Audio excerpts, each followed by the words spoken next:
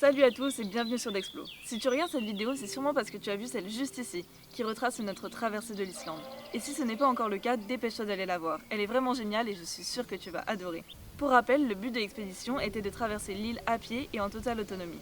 C'est-à-dire qu'on portait tout notre matériel et notre nourriture sur notre dos. Et oui, on est vraiment adepte de cette façon de découvrir le monde, l'autonomie totale.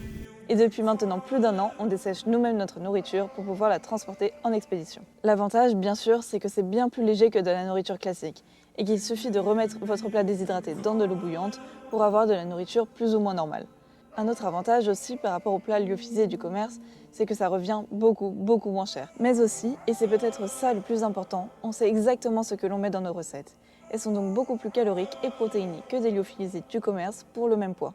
Et pour ce faire, vous aurez besoin d'une déshydrateuse. On en a une juste là. En fait, c'est une sorte de mini-four qui permet de chauffer de longues heures à basse température. D'entrée de gamme, vous en aurez à 70 €. Mais vous en aurez sûrement aussi d'occasion moins chères ou de meilleure qualité. Donc voilà, en fait, ça ressemble juste à ça. Vous réglez la température. Ensuite, il y a un ventilateur, les différents plateaux sur lesquels vous placez vos aliments. Là, on va vite retourner la mettre à l'intérieur parce qu'on part dans quelques jours. Et il faut qu'on ait fini ça avant de faire nos sachets. Notre traversée de l'Islande a duré 21 jours. À cela, il a fallu rajouter 4 jours supplémentaires de nourriture pour partir et rentrer de Reykjavik, avant et après l'expédition. Donc 25 jours en tout. D'ailleurs, pour la petite histoire, on n'a pas dépensé 1 € en Islande. On est venu avec toute notre nourriture, on a fait du stop et on a dormi en tente tous les jours. Pratique quand on connaît le prix exorbitant de la vie sur place. Notre objectif alimentaire pour cette expédition est d'avoir au minimum 3000 kcal par jour et par personne, mais tout en minimisant au maximum le poids. Nous avons réalisé 3 recettes différentes pour cette expédition, plus une pour le petit déjeuner. Je vais vous les présenter une par une, ainsi que tous les ingrédients qu'elles contiennent, afin que vous ayez toutes les clés en main pour les refaire à la maison. Commençons par le petit déjeuner. C'est un repas hyper important en trek. Il permet de bien commencer la journée et de se réchauffer après une nuit fraîche en Islande. Et puis c'est la recette la plus simple à réaliser puisqu'il n'y a rien à déshydrater. Donc faisons un sachet ensemble. Donc nous, on étiquette nos sachets, donc là, petit déjeuner numéro 1. Premier ingrédient, les céréales. Donc c'est celle-ci qu'on prend et il faut en mettre 100 grammes.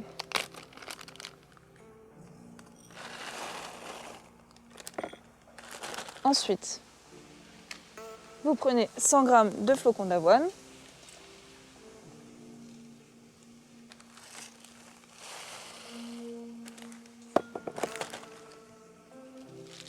Nous, on a pris ce chocolat. Il en faudra 35 grammes. Voilà. Ensuite, du lait en poudre, comme celui-ci. Il vous en faudra 35 grammes aussi. Puis 15 grammes de poudre d'amande. Et enfin, des protéines. Et il en faut 30 grammes. Donc là, vous avez un sachet de 310 grammes pour 2 personnes avec 700 calories par personne dedans. Vous êtes prêts à affronter une bonne journée de marche. Maintenant, passons à ma recette favorite, les pâtes bolognaises. Alors on est végétarien, donc pour nous, pas de viande hachée, mais on l'a remplacée avec du haché végétal. On a réussi à obtenir 1700 kcal pour un total de 415 grammes. On va faire un sachet ensemble. Les pâtes, on va mettre donc 250 grammes, ensuite du haché végétal. Donc 150 grammes pois mouillé qui donne 45 grammes pois sec. On passe aux oignons, on a mis donc 75 grammes qui donne 4,5 grammes. Puis au gruyère râpé, donc 100 grammes qui donne 50 grammes une fois desséché.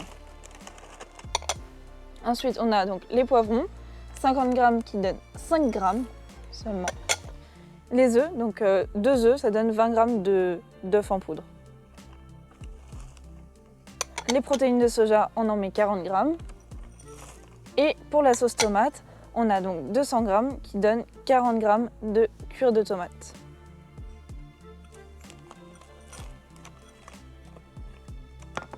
Et voilà votre recette de pâtes bolognaises. Bon après, on rajoute du sel, de l'ail en poudre, du poivre et un peu de maïzena pour la sauce. Revenons sur chacun des éléments de notre recette pour que je puisse vous expliquer un peu comment ça marche. J'ai pris des notes pour vous indiquer le temps de séchage ainsi que la température. Donc pour le cuir de tomate, en fait, il suffit donc d'étaler du papier sulfurisé sur vos plaques, puis d'étaler le concentré de tomate. Et au bout donc de 35 heures à 50 degrés, vous obtenez du cuir de tomate. Il faudra ensuite le réduire en petits morceaux afin de l'incorporer au mieux dans votre recette. Pour les pâtes, pas de prise de tête, Il suffit d'acheter des pâtes 3 minutes et de les faire cuire directement en expédition. Ensuite, il y a le haché végétal. Lui, il faut le mettre à 55 degrés pendant 30 heures et vous obtenez des petits morceaux tout secs, tout durs comme celui-ci. Ensuite, les poivrons.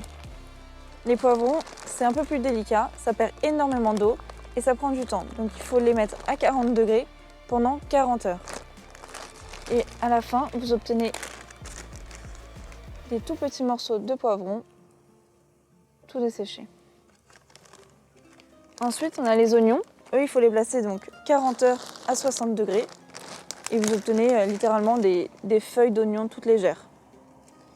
Pour les œufs, c'est un peu plus délicat. Il y a plusieurs étapes. Il faut d'abord les faire cuire à l'eau pendant 10 minutes, donc pour obtenir des œufs durs, les réduire en morceaux, puis les étaler sur votre plaque et les laisser 40 heures à 60 degrés. Ensuite, vous obtenez des petits morceaux tout durs qui sont vraiment pas agréables lorsque vous mangez. Donc il faudra d'abord les réduire en poudre avec un mixeur pour obtenir ceci que vous pouvez incorporer dans votre recette. Et c'est pas très agréable parce que ça sent pas très bon lors de la cuisson, mais une fois dans votre recette, vous le sentez quasiment pas. Par contre, ça apporte énormément de protéines. Et enfin, le gruyère, lui aussi assez délicat. Il faut le placer donc pendant 36 heures à 65 degrés. Donc voilà, pour le fromage râpé, j'avais une petite précision à faire. Vous obtenez des petites tuiles de fromage comme celle-ci et c'est normal qu'elles soient encore grasses. Parce que donc, dessécher les aliments permet quand même de conserver leur matière grasse et donc n'hésitez pas à les garder ainsi car c'est très important donc, de garder les lipides en expédition. Je voulais vous préciser que les temps de séchage sont indicatifs puisque tout dépendra de la quantité que vous mettez sur vos plaques. Plus vous en mettrez, plus ça sera long. Donc le mieux, c'est de bien regarder, de toucher, de voir si c'est bien sec. Et ainsi, vous pourrez décider si votre ingrédient est prêt ou non. Notre troisième recette, c'est le chili. Je vais vous présenter seulement les ingrédients qui diffèrent par rapport aux pâtes bolognaises. Donc tout d'abord, on a le riz. On a acheté donc du riz classique, comme celui-ci, qui se cuit en 10 minutes. Et par manque de temps, on ne l'a pas fait déshydrater. Donc ce qu'il aurait fallu faire, c'est le faire cuire, puis le faire déshydrater pour diminuer son temps de cuisson. Mais du coup, on va l'emporter comme ça, le faire cuire environ 7 minutes et manger un peu croquant. Ensuite, il y a le mélange mexicain. Donc en fait, c'est une conserve qui rassemble des haricots rouges et du maïs. Et il suffit donc de le mettre sur les plaques de la machine à déshydrater pendant 30 heures à 55 degrés. Passons à la conception de la recette. Donc je vais vous donner tous les ingrédients. Donc on commence par 120 g de riz.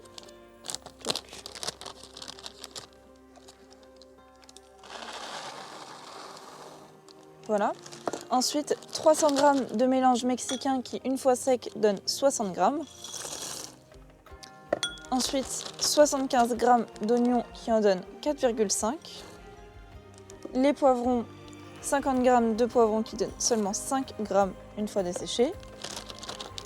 Le gruyère râpé, 75 g mouillé pour 39 g desséchés. Après, donc toujours 40 g de soja texturé. 2 œufs qui correspondent à 20 g de poudre d'œuf. Et enfin, 100 g de sauce qui en donne seulement 20 g. Et voilà, notre chili est prêt. Après, j'ajoute du sel, toujours, de l'ail, toujours un peu de maïzena et des épices mélange mexicain qu'on peut trouver dans le commerce. Notre dernière recette, c'est certes la moins élaborée, mais elle permet un peu de changer de saveur. C'est les pâtes à la béchamel. Donc on va aller vite, on va passer directement à l'assemblage parce qu'on a déjà vu tous les ingrédients. Donc 250 g de pâtes. Ensuite on ajoute 150 g de viande hachée qui donne 45 g une fois desséchée. 40 g de protéines de soja déshydratées. Ensuite 100 g de gruyère mouillée qui donne 50 g une fois desséchée. 75 g d'oignons qui donnent 4,5 g. 2 œufs qui donnent 20 g de poudre. Et pour la béchamel, donc en fait on achète juste de la béchamel en poudre comme ça directement au supermarché. On en met 30 g plus 25 g de lait en poudre pour créer la sauce une fois réhydratée. Voilà. Et dans cette recette, j'ajoute donc pas de maïzena pour celle-ci, mais du sel et du poivre. Et aussi, je voulais vous dire que l'année dernière, on a testé donc différentes recettes, donc notamment couscous, riz indien et pâte au poisson. Mais c'est vrai que gustativement, elles nous ont moins plu et elles étaient moins caloriques que bolognaise et chili. Donc on a décidé de ne garder que celle-là et de créer pâte à la béchamel. On verra ce que ça donne. Bon, c'est le moment de tout empaqueter. On part dans quelques jours. On se retrouve dès qu'on a fini.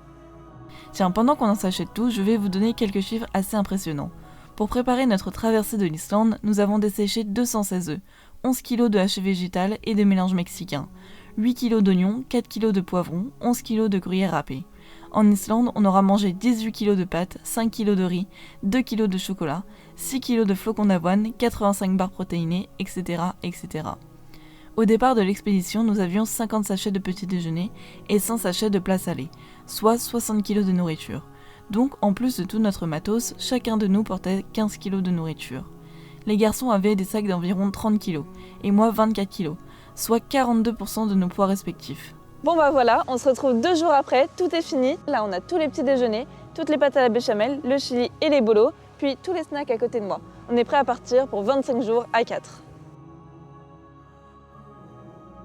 Salut à tous, bon ça arrive jamais à la maison mais en trek c'est moi qui cuisine donc je vais vous montrer un peu comment ça se passe. On est en Islande, on vient de finir notre traversée de l'île du sud au nord, ça a duré 21 jours, c'était complètement fou, on sortira une vidéo dessus. Mais du coup pendant 3 semaines on a pu un peu tester les recettes que Jade a inventées et c'était super bon. Donc là aujourd'hui je vais vous montrer un peu comment ça marche pour un crème, c'est le même principe pour toutes les autres recettes. Alors on a un jet boil, c'est un réchaud qui est un peu amélioré dans le sens où ça va très vite pour bouillir l'eau etc. Donc il suffit de juste enclencher ça dans la bonbonne de gaz. Alors concernant les bonbonnes de gaz, on a des bonbonnes de 440 grammes, donc c'est des grosses bonbonnes. Et nous, ça nous a fait pour un duo, donc pour 2 personnes, une dizaine de jours la bonbonne. Après, ça dépend beaucoup des conditions climatiques, s'il fait froid, s'il y a du vent, etc. Donc on branche ça là-dessus. On a juste à allumer avec un briquet ou des allumettes. Et puis on met le réchaud. Voilà. Au préalable, je l'avais rempli d'eau. Donc maintenant, on attend quelques minutes que l'eau bout. Puis on se retrouve juste après pour mettre le crème dedans et on verra ce que ça donne les pâtes à la béchamel. Pour moi, c'est le meilleur plat et je vous montrerai un peu ce que ça donne aussi, bolo, chili ce soir et bien sûr le petit déj. Bon voilà, on est bon, l'eau est en train de bouillir, c'est le moment d'ajouter donc les pâtes à la béchamel. Donc souvent nous on aime bien faire en 2 fois parce que c'est meilleur, mais vu qu'on n'a plus beaucoup de gaz et que c'est le dernier jour de l'expédition, on va tout faire une fois, donc ça va déborder un peu. Voilà. On remue un peu, oula. Alors pendant que c'est en train de cuire, on va attendre quelques minutes. Il y a les garçons qui ont fait des pâtes bolo, ils vont nous montrer. Merci. Elles sont aussi très très bonnes. Alors moi je préfère les pâtes à béchamel, je trouve que c'est plus crémeux et que c'est plus réconfortant, mais franchement les pâtes bolo, regardez à quoi ça ressemble. C'est super bon. Je dirais vraiment des pâtes bolognaises faites maison. Bon voilà, ça finit de cuire, ça a l'air vraiment délicieux, ça sent bon, c'est crémeux. De toute façon, on sait que c'est très bon parce qu'on l'a mangé une quinzaine de fois dans les 20 derniers jours. Et c'est toujours un régal, on s'en lasse pas. C'est vraiment excellent. Alors on a le fromage qui a fondu, la béchamel qui s'est bien hydratée, on a la fausse viande, les pâtes, c'est super bon. On va se régaler et puis on se retrouve ce soir. À très vite. On se retrouve le soir pour que je vous présente un peu la recette du riz au chili. Alors la recette elle est un peu différente des autres dans le sens où c'est plus long à faire cuire parce qu'il faut faire bouillir l'eau. Après il y a une dizaine de minutes de temps de cuisson en fonction du riz que vous achetez. Donc voilà à quoi ça ressemble une fois réhydraté et une fois cuit. Ça a l'air super bon. Il ne faut pas oublier de bien doser les épices parce que c'est ça qui fait toute la recette. Et les haricots rouges se réhydratent vraiment très très bien. Donc ça aussi c'est excellent. Donc on va se régaler encore. Un super repas. Bon appétit. On se retrouve le lendemain matin dans un cadre assez idyllique. Comme vous l'avez vu, on a pu réussir notre traversée. Et si on a pu réussir la traversée, c'est notamment grâce à ce petit déj ultra protéiné et bien calorique. Dès le matin, ça fait du bien. Alors, on a déjà eu des meilleurs petits déjeuners qu'on a préparés avec la même recette. Le problème, c'est que là, on s'est trompé. Dans certains petits déjeuners, on a mis du lait écrémé et c'est beaucoup moins calorique et en plus, c'est moins bon. Donc ça, j'espère que c'est un lait entier. Vous ne trompez pas, prenez du lait entier ou alors du demi-écrémé si vous préférez. Mais c'est un peu moins calorique. Donc j'ai fait bouillir de l'eau. Maintenant, il suffit simplement de rajouter le petit déjeuner. Hop. Voilà. Et après, il suffit de mélanger. Et là, c'est prêt. Donc en fait, Moi j'aime bien quand c'est pas mal liquide, un peu comme du lait et des céréales. Donc ça ressemble à ça. Littéralement des céréales dans du lait avec du chocolat qui va fondre, donc ça va faire du chocolat chaud. Plus le temps passe, plus l'avoine va absorber le lait et donc ça va devenir un peu un porridge à la fin. Donc c'est vraiment agréable d'avoir ces deux textures en plus dès le matin dans le petit déjeuner. Voilà, on vous a montré un peu toutes nos recettes en situation réelle. C'est des recettes qu'on aime beaucoup et on s'en lasse pas. Ça fait une vingtaine de jours qu'on mange la même chose et c'est toujours un régal et un plaisir de sortir le sachet pour se faire les plats le midi, le soir. Tous les matins, on mange aussi le même petit déjeuner et c'est toujours aussi bon. Donc j'espère que ça vous aura aidé à préparer un peu vos expéditions, vos treks, que vous aurez aimé l'après-vidéo. Merci à Jade qui est maintenant du coup juste derrière la caméra. Et puis on se retrouve très vite pour une prochaine vidéo. Ciao!